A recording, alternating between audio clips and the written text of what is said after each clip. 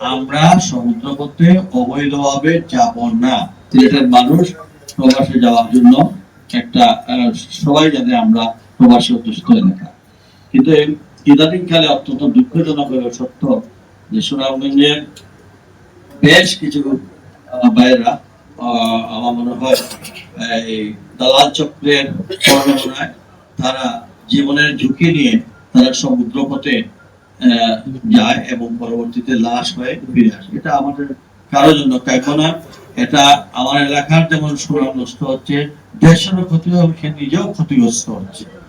আমরা আজকে এই নিয়ে কথা হলো, আপনারাও প্রত্যেকের জায়গা থেকে আমরা সমুদ্র পথে অবৈধভাবে যাব না। লোডশেডিং কিংবা ঘরের বাইরের তীব্র গরমে ওয়ালটন রিচার্জেবল ফ্যান থাকলে থাকবে শুধু বাতাস আর বাতাস। এই স্লোগানটা আমরা এই গ্রামে গঞ্জে প্রত্যেকটা জায়গায় পৌঁছে দিতে হবে যে আমরা যাব বৈধ পথে, কিন্তু অবৈধ পথে বিশেষ করে আমরা ওই যে সমুদ্র পথে আমরা যাব না। আর যারা আমাদের এই ভাই বোনদেরকে প্ররোচনা করে তাদের আর্থিক লাভের জন্য তারা যে প্রতারণা করছেন, তাদেরকেও আমরা আইনের আওতায় নিয়ে আসবো।